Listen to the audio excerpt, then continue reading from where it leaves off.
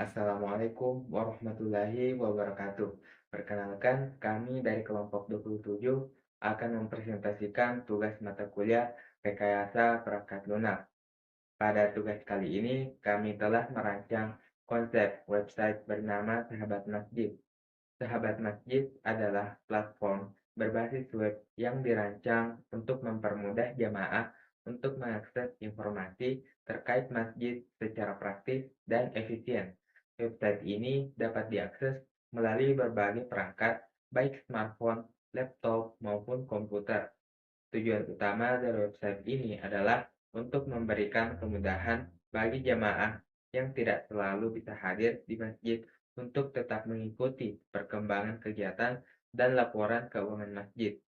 Dengan sahabat masjid, pengurus masjid dapat menyampaikan informasi dengan lebih cepat, transparan, dan mudah diakses oleh jamaah kapan saja dan di mana saja. Sekian pemaparan dari saya serahkan kepada pemateri selanjutnya. Perkenalkan saya Muhammad Adrian dengan NIM 02304027.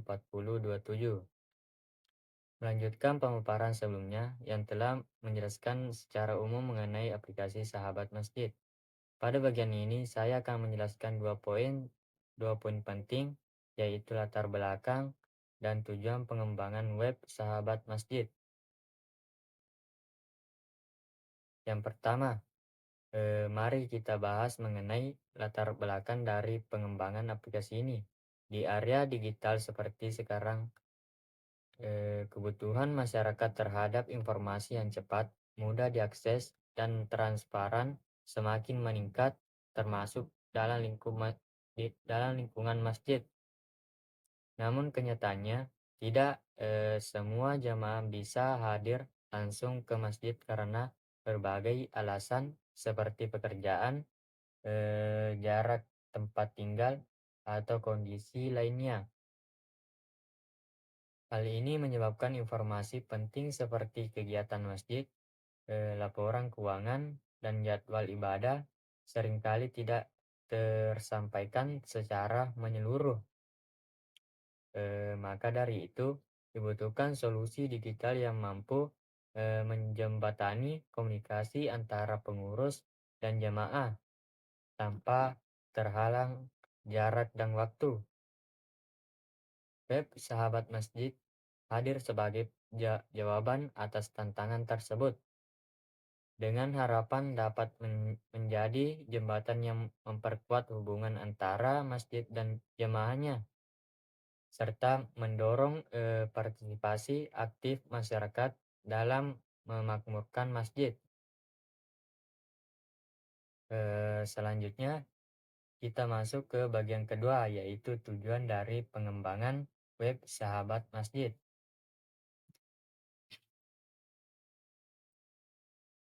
Pengembangan aplikasi ini bertujuan untuk memberikan manfaat nyata bagi jamaah maupun pengurus masjid. Beberapa tujuannya antara lain: yang pertama, menyediakan akses informasi agar jamaah bisa mengakses informasi terkait kegiatan, laporan keuangan, dan jadwal ibadah secara real time, kapan saja dan di mana saja. Yang kedua, meningkatkan transparansi. Dengan adanya laporan keuangan yang hanya bisa diakses oleh jemaah terdaftar, maka pengelolaan dana masjid menjadi lebih terbuka dan akuntabel. Yang ketiga, mendorong keterlibatan jemaah.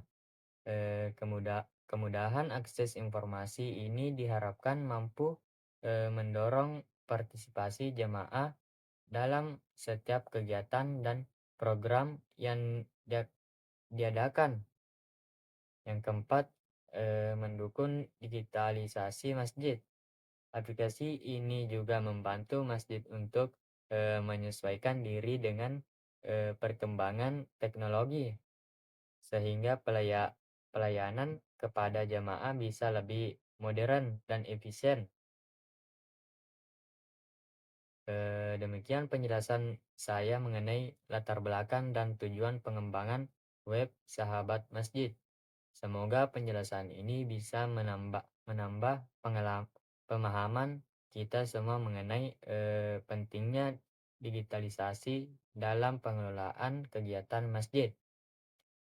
Selanjutnya akan dilanjutkan oleh rekan saya yang akan membahas materi berikutnya. Wassalamualaikum warahmatullahi wabarakatuh. Perkenalkan, nama saya Muhammad Rifki dengan NIM 02304069. Setelah sebelumnya dijelaskan mengenai latar belakang dan tujuan dari pengembangan web Sahabat Masjid, pada bagian ini saya akan menjelaskan model rekayasa perangkat lunak yang kami gunakan dalam proses pengembangan aplikasi ini. Dalam pengembangan web Sahabat Masjid, kami menggunakan model rekayasa perangkat lunak waterfall. Model waterfall ini dipilih karena beberapa alasan utama. Yang pertama, prosesnya sederhana dan sistematis, sangat cocok untuk proyek berskala kecil hingga menengah.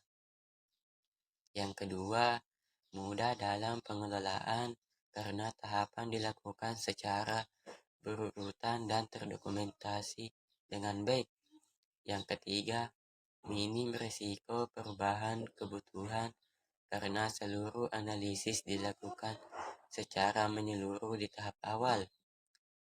Berikut ini adalah tahapan-tahapan pengembangan web Sahabat Masjid berdasarkan model waterfall. Yang pertama, analisis kebutuhan. Tahap pertama dimulai dengan proses pengumpulan informasi melalui wawancara dan observasi langsung kepada pihak-pihak terkait seperti pengurus masjid, marbot, dan sebagian jamaah. Tujuan dari tahap ini adalah memahami secara menyeluruh apa saja kebutuhan yang harus dipenuhi oleh sistem. Dari hasil analisis, disusunlah daftar kebutuhan fungsional seperti fitur akses jadwal sholat, laporan keuangan, hingga manajemen acara masjid. Selain itu, juga ditentukan batasan-batasan akses antara pengguna umum dan pengguna terdaftar untuk menjaga keamanan data. Yang kedua, desain sistem. Setelah kebutuhan dikumpulkan, langkah berikutnya adalah merancang sistem. Pada tahap ini, dibuatlah desain tampilan antarmuka menggunakan atau UI atau UX yang ramah dan mudah digunakan oleh semua kalangan. Selain itu, arsitektur sistem dan struktur database juga dirancang untuk mendukung pengelolaan data yang efisien. Pemilihan teknologi juga digunakan di tahap ini, misalnya menggunakan Laravel atau PHP untuk backend serta Bootstrap atau Vue.js juga untuk tampilan frontend. Yang ketiga, pengembangan. Masuk ke tahap pengembangan, seluruh perancangan yang telah dibuat mulai diimplementasikan secara dalam bentuk kode program. Dibuat halaman-halaman yang dapat diakses publik seperti informasi umum, serta halaman khusus yang hanya dapat diakses setelah login oleh jamaah terdaftar atau admin. Fitur seperti manajemen untuk penggunaan juga dibangun untuk memastikan pengelolaan sistem yang aman dan terstruktur. Yang keempat, pengujian. Setelah aplikasi selesai dikembangkan, dilakukan pengujian terhadap seluruh fungsi yang ada. Pengujian mencakup aspek fungsionalitas, keamanan data, responsivitas, tampilan di berbagai perangkat, hingga kecepatan akses. Apabila ditemukan kesalahan atau bug, segera dilakukan perbaikan sebelum aplikasi dipublikasikan. Yang kelima, pemeliharaan. Tahap terakhir adalah pemeliharaan sistem secara berskala. Pemantauan dilakukan untuk memastikan bahwa web berjalan dengan baik dan stabil. Masukan dari jamaah juga menjadi bahan evaluasi untuk pengembangan selanjutnya, baik dalam bentuk perbaikan maupun penambahan fitur sesuai kebutuhan masjid. Demikian penjelasan yang saya mengenai model RPL yang digunakan dalam pengembangan web sahabat masjid, yaitu model-model waterfall beserta tahapan-tahapannya. Dengan demikian dengan lengkap kita bahas mulai dari pengenalan aplikasi sahabat masjid, latar belakang dan tujuan pengembangannya, hingga model pengembangan perangkat lunak yang digunakan.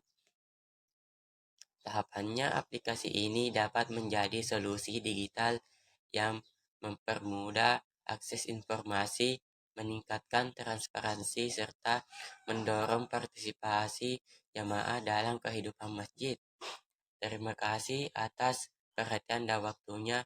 Semoga penerapan kami bermanfaat dan dapat menjadi inspirasi bagi pengembangan sistem serupa di masa depan. Assalamualaikum warahmatullahi wabarakatuh.